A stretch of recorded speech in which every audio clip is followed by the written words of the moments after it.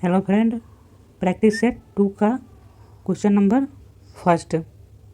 वेदांग कुल कितने हैं? वेदों का अध्ययन करने के लिए वेदांग बनाए गए हैं और वेदांग कुल कितने हैं? ऑप्शन है 10, 6, 5 और 2। तो कौन सा ऑप्शन सही होगा बताइए? 6। वेदांग 6 है। कौन कौन से हैं? तो व्याकरण है, शिक्षा है, कल्प है, ज्योतिषी है, निरुक्त है और छंद है। टोटल 6 वेदांग हैं। ठीक है। Next question number 2। रावी नदी का ऋग्वैदिक नाम क्या है? रावी नदी को ऋग्वैदिक युग में किस नाम से जाना जाता था बताइए? वितस्ता, असिकिनी, सुतुद्री या पारूसी? बताइए, रावी नदी का ऋग्वैदिक नाम क्या है? तो ऑप्शन डी आपका राइट आंसर होगा, पारूसी। रावी नदी का ऋग्वैदिक नाम पारूसी है। वितस्ता किसका नाम है? झेलम, झेलम नदी का। असिकिनी है चेनाब का। और सुतुद्री है सतलज का। ठीक है। Next question number 3। निम्नलिखित में से कौन सा परिपक्व चरण का एक हड़प्पा स्थल है जो राजस्थान में स्थित है? हड़प्पा स्थल जो राजस्थान में स्थित है कौन सा है बताइए? मांडा, कालीबंगन, चन्हुदारो या नागेश्वर? ऑप्शन बी आपका राइट आंसर है, कालीबंगन जो राजस्थान में स्थित है। Next question number 3। निम्नलिखित में से कौन सा सूत पिटक का एक भाग है? सूत पिटक का एक भाग कौन सा है बताइए? धम्मसंगिनी, मध्यमा निकाय, दीपवंश, मनुस्मृति? तो सूत पिटक का भाग है मध्यमा निकाय। मध्यमा निकाय सूत पिटक का एक भाग है। सूत पिटक क्या है? बौद्ध ग्रंथ में इसको अध्ययन किया जाता है। सूत पिटक जिसका एक भाग है मध्यमा निकाय। Next question number 5। पुरातात्विक स्थल सुरकोटदा किस राज्य में स्थित है? पुरातात्विक स्थल सुरकोटदा किस राज्य में स्थित है बताइए? तो सुरकोटदा गुजरात में स्थित है। ऑप्शन नंबर डी आपका राइट आंसर है। नेक्स्ट इकोनॉमिक्स वाले पार्ट का देखते हैं। Question number 6। निम्न में से किसे एक पृथक विषय के रूप में समष्टि अर्थशास्त्र यानी कि मैक्रो इकोनॉमिक्स के प्रवर्तक के नाम से जाना जाता है? ठीक है। समष्टि अर्थशास्त्र एक होता है व्यष्टि अर्थशास्त्र और एक होता है समष्टि अर्थशास्त्र। तो समष्टि अर्थशास्त्र का प्रवर्तक हमें से पूछ रहा है कौन है? एडम स्मिथ नहीं होगा, क्योंकि एडम स्मिथ तो अर्थशास्त्र के जनक माने जाते हैं। तो समष्टि अर्थशास्त्र का जनक कौन है? John Maynard Keynes. Option D आपका राइट आंसर है। जॉन मेनार्ड कीन्स समष्टि अर्थशास्त्र के प्रवर्तक है। Next question number 7। निम्न में से कौन एक प्राथमिक गतिविधि नहीं है? अर्थशास्त्र के क्षेत्र में 3 सेक्टर आते हैं, प्राथमिक, द्वितीयक और तृतीयक। तो पूछ रहा है प्राथमिक सेक्टर नहीं है। प्राथमिक सेक्टर क्या होता है? वैसे सेक्टर जिनसे मतलब प्राकृतिक रिसोर्स द्वारा प्राप्त होते हैं उसको प्राथमिक सेक्टर से रखते हैं। और प्राथमिक सेक्टर से जो निर्माण करके बनते हैं वस्तुएं या बनाए जाते हैं विधि, उसको द्वितीयक क्षेत्र में रखते हैं। और उस वस्तु का हम उपयोग करते हैं तो उसको हम तृतीयक क्षेत्र के अंतर्गत रखते हैं।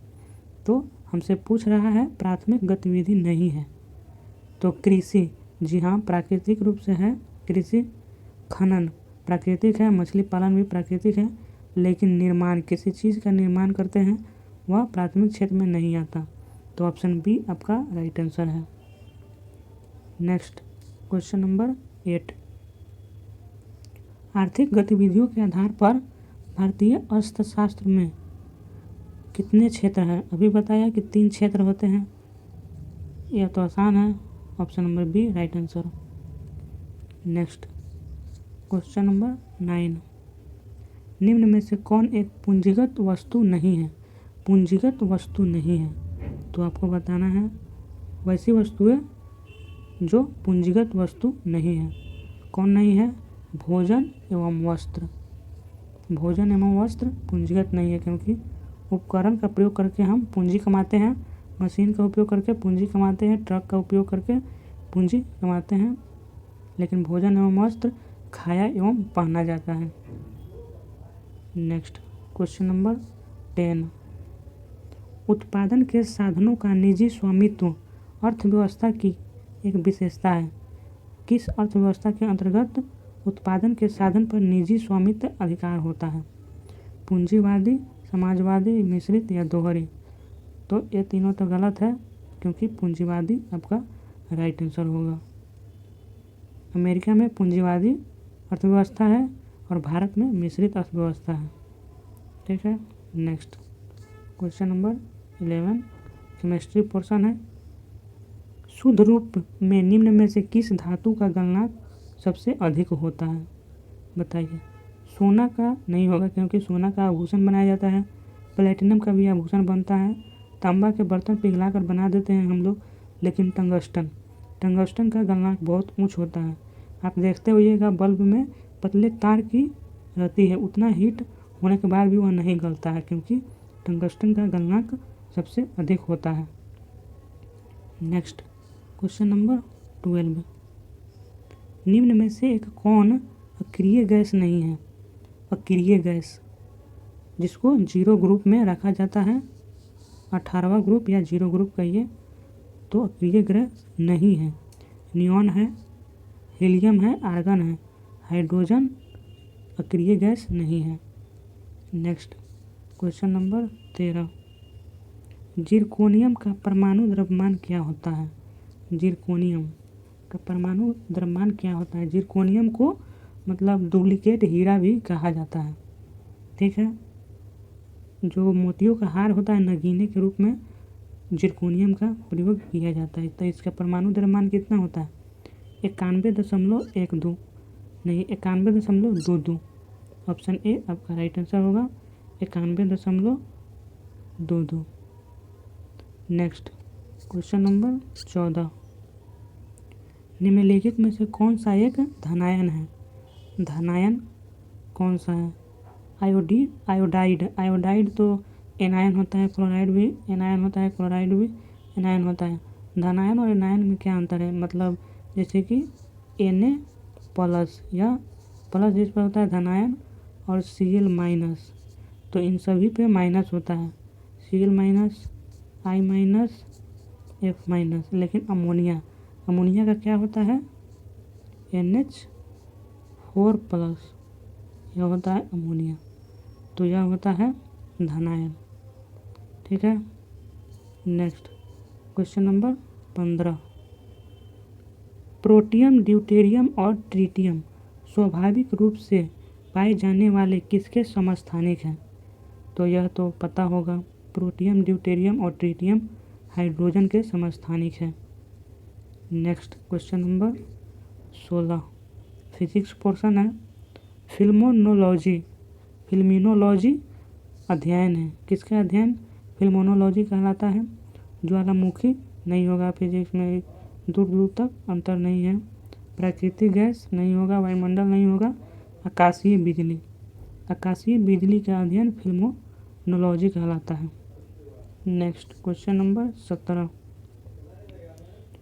जब किसी वस्तु को ध्रुव तथा फोकस के बीच रखा जाता है तब अवतल दर्पण के द्वारा बनाए गए प्रतिबिंब का आकार क्या होता है?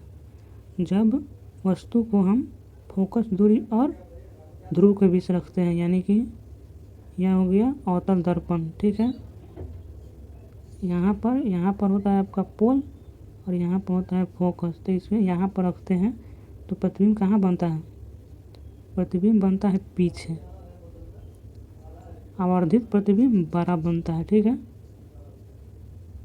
बड़ा प्रतिबिंब बनता है, तो आवर्धित प्रतिबिंब। ऑप्शन बी आपका राइट आंसर है। नेक्स्ट क्वेश्चन 18 यह कल के प्रैक्टिस सेट में पढ़ा था, बताइए क्या होगा इसका आंसर। पनडुब्बियों में समुद्र स्तर से ऊपर चीज़ों को देखने के लिए किस उपकरण का प्रयोग किया जाता है, बताइए। पेरिस्कोप। ऊपर के देखने के लिए पेरिस्कोप और गहराई मापने के लिए किसका प्रयोग किया जाता है, सोनार। ठीक है। Next question number 19। मरीजों के दांतों की बड़ी तस्वीर देखने के लिए दंत चिकित्सक किस दर्पण का प्रयोग करता है, बताइए। अभी बताया था आपको कि बड़ा प्रतिबिंब बनता है, तो किस दर्पण में बनता है, अवतल दर्पण में। Next question number 20। समतल दर्पण के द्वारा निर्मित प्रतिबिंब हमेशा कैसा होता है, समतल दर्पण के द्वारा निर्मित प्रतिबिंब कैसा होता है, बताइए। इसको 10th में आप लोगों ने पढ़ा होगा कैसा होता है, आभासी तथा सीधा। Next question number 21। पॉलिटी है, पॉलिटी में सबकी रुचि रहती है बहुत, बताइए आंसर सही सही। ठीक है। भारतीय संविधान तैयार करने के दौरान 1946 में सभा का संवैधानिक सलाहकार किसे नियुक्त किया गया था, 1946 में संवैधानिक सभा का सलाहकार नियुक्त किया गया था, किसे, BN राव को। ऑप्शन ए आपका राइट आंसर है। Next question number 22। भारतीय संविधान की प्रारूप समिति में कितने सदस्य थे, प्रारूप समिति के कितने सदस्य थे, कितने थे, 7। Drafting committee. Next question number 23। संविधान की प्रारूप समिति की अध्यक्षता किसने की, ड्राफ्टिंग कमेटी की अध्यक्षता किसने की, डॉक्टर भीमराव अंबेडकर।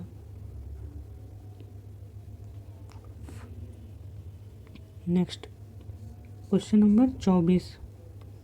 प्रांतीय संविधान समिति की अध्यक्षता किसने की थी, बताइए। प्रांतीय संविधान समिति की अध्यक्षता किसने की थी, सरदार वल्लभ भाई Patel. Next question number 25। Bharat के संविधान के द्वारा किस प्रकार की नागरिकता प्रदान की जाती है, भारत के संविधान के द्वारा किस प्रकार की नागरिकता है, एकल नागरिकता, क्षेत्रीय नागरिकता, दोहरी नागरिकता या अस्थायी नागरिकता। तो भारतीय संविधान के द्वारा एकल नागरिकता प्रदान की जाती है। दोहरी नागरिकता कहाँ है, अमेरिका में दोहरी नागरिकता है। Next question number 26। Static G के। बौद्धों द्वारा बुरी आत्माओं से बचने के लिए किया जाने वाला नृत्य हिमाचल प्रदेश का एक नृत्य रूप है, कौन सा नृत्य है जो बौद्धों द्वारा बुरी आत्माओं से बचने के लिए किया जाता है, छम। छम आपका राइट आंसर होगा, छम नृत्य हिमाचल प्रदेश का एक नृत्य है। Next question number 27। थोड़ा खेल नृत्य निम्नलिखित में से किस राज्य से संबंधित है, थोड़ा खेल, बताइए। सिक्किम नहीं होगा, हरियाणा नहीं होगा, आंध्र प्रदेश नहीं होगा, तो क्या होगा, हिमाचल प्रदेश। थोड़ा खेल। Next question number 28। सिक्किम का एक समूह लोक नृत्य है जिसे सिक्किमी लोग के संरक्षक आराध्य माउंट कंचनजंगा के सम्मान में प्रस्तुत किया जाता है। सिक्किम का एक लोक समूह नृत्य कौन सा है, बताइए। जोमल लोक, तेंदोंग लो, रमफाट, चूफाट, किंचुम बू बोमसा। नाम अजीब है लेकिन क्या कीजिएगा, बताइए। तो सिक्किम का समूह लोक नृत्य चूफाट है। ठीक है। Next question number 29। सिक्किम के लिम्बू समुदाय का पारंपरिक संगीत यंत्र है, कौन सा है, लिम्बू समुदाय। लिम्बू का अर्थ होता है पहाड़ियों का हीरो, तो लिम्बू समुदाय का पारंपरिक संगीत नृत्य साज है, क्या है, च्याप ब्रुंग। च्याप ब्रुंग पारंपरिक संगीत यंत्र है। Next question number 30। पौष मेला स्थानीय शिल्पकारों का प्रदर्शन करता है। पूष में जो मेला लगती है वह स्थानीय शिल्पकारों का प्रदर्शन करता है जो खाली स्थान के नृत्य, लोक नृत्य, संगीत एवं खाद्य तथा संस्कृति का प्रदर्शन करते हैं। बताइए क्या होगा, कहाँ का है? पश्चिम बंगाल। नेक्स्ट क्वेश्चन नंबर 31, ब्याहुला गिद्धा। ब्याहुला गिद्धा किस भारतीय राज्य में विवाह के दौरान किया जाने वाला एक लोकप्रिय नृत्य है? ब्याहुला गिद्धा पंजाब में किया जाता है विवाह के दौरान। नेक्स्ट क्वेश्चन नंबर 32, पाकिस्तान की कौन सी जनजाति विजरी नृत्य नामक पारंपरिक नृत्य करती है? पश्तून जनजाति विजरी नृत्य करती हैं पाकिस्तान की।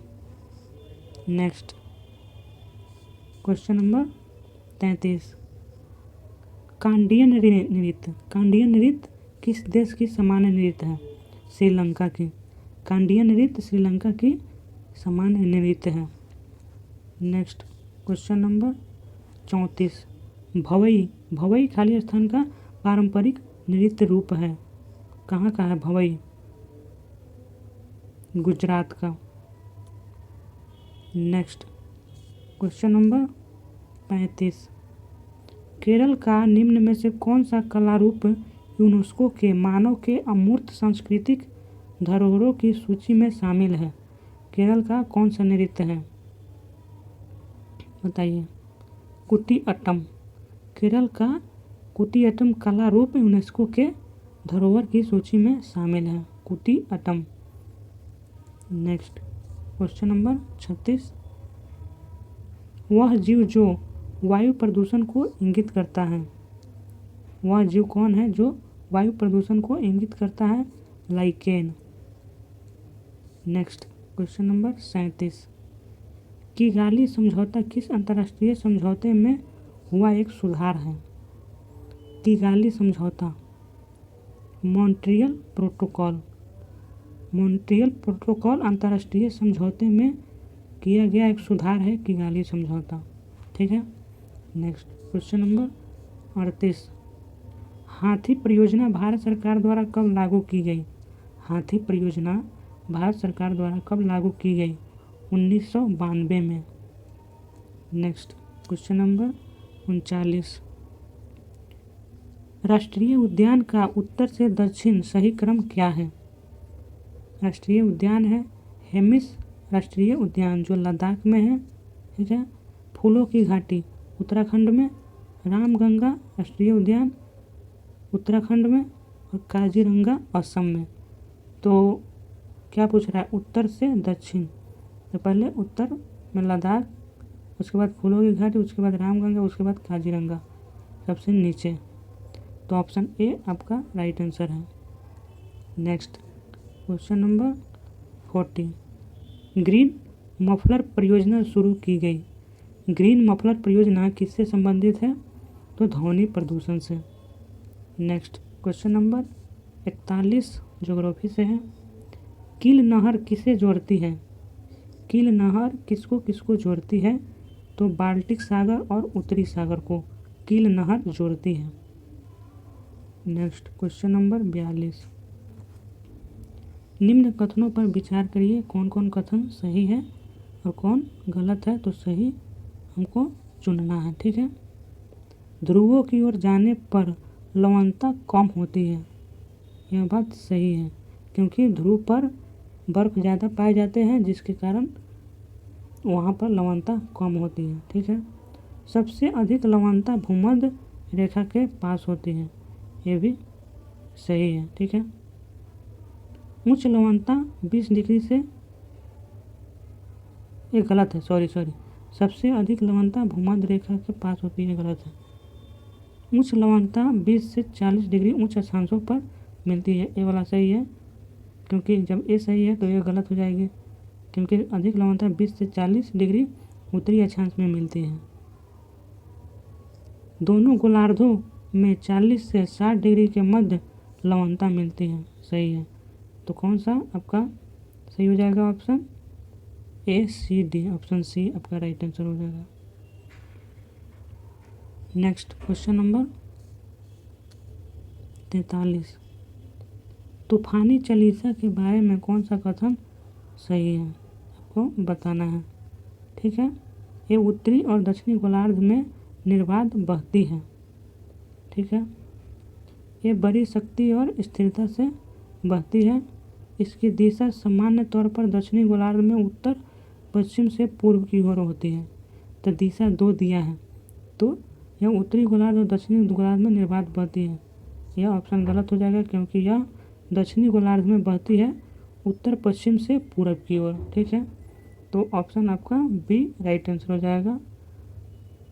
ठीक है, नेक्स्ट क्वेश्चन नंबर 44, इनमें से कौन सा मरुस्थलीय क्षेत्र है?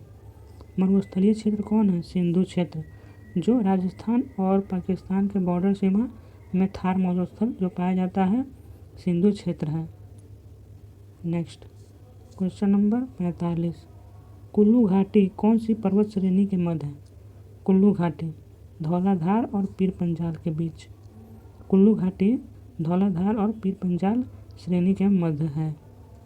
नेक्स्ट क्वेश्चन नंबर 46 जो बायोलॉजी से है, निम्न में से कौन सी वास्तविक मछली है? वास्तविक मछली कौन है? रोहू मछली खाया है, वह वास्तविक मछली है। स्टार फिश और जेली फिश वास्तविक मछली नहीं है। नेक्स्ट क्वेश्चन नंबर 47, निम्न में से कौन तन्ने का उत्पाद नहीं है? वैसी चीज़ जो तन्ने से नहीं बनाई जाती। तो कपास तन्ने से नहीं बनती है, कपास फूलों से बनती है। ठीक है, तो ऑप्शन डी आपका राइट आंसर होगा। नेक्स्ट क्वेश्चन नंबर 48, प्रत्यास्थ ऊतक जो हड्डियों को जोड़े रखते हैं। हड्डियों को क्या जोड़े रखता है? कौन सा ऊतक? लिगामेंट, जो हड्डियों को जोड़े रखता है। तो ऑप्शन बी आपका राइट आंसर हो जाएगा। नेक्स्ट क्वेश्चन नंबर 49, प्रतिवर्ती क्रियाओं का नियंत्रण केंद्र कहाँ होता है? ये बताइए आंसर। प्रतिवर्ती क्रियाओं का नियंत्रण केंद्र कहाँ होता है? कशेरुक दंड, क्योंकि जब आपको कोई टच करता है हाथ पर तो हाथ भेजता है उस सेंसिटिव चीज़ को कशेरुक दंड के पास, और कशेरुक दंड से मस्तिष्क के पास जाता है। तो मस्तिष्क बोलता है कि आपके हाथ पर किसी ने टच किया है, आप हाथ को हटाइए। तो फिर मस्तिष्क से कशेरुक दंड के पास आता है और अब फिर हम हाथ हटा लेते हैं। तो प्रतिवर्ती क्रिया का नियंत्रण कशेरुक दंड स्पाइनल कोड के द्वारा होता है। नेक्स्ट और लास्ट, प्लाज्मा में एंटीबॉडी कौन बनाता है? प्लाज्मा में एंटीबॉडी लिम्फोसाइट के द्वारा बनता है। तो ये हो गए पूरे 50 क्वेश्चन। प्रैक्टिस सेट 2 ख़त्म हो गया। तो मिलते हैं नेक्स्ट वीडियो में प्रैक्टिस सेट 3 के साथ। तो तब तक के लिए थैंक यू। अगर चैनल अभी भी सब्सक्राइब नहीं किया है तो सब्सक्राइब कर लें, क्योंकि यहाँ तक पहुँचे हैं तो आपको ज़रूर वीडियो अच्छी लग रही है, तो प्लीज़ सब्सक्राइब ज़रूर करें।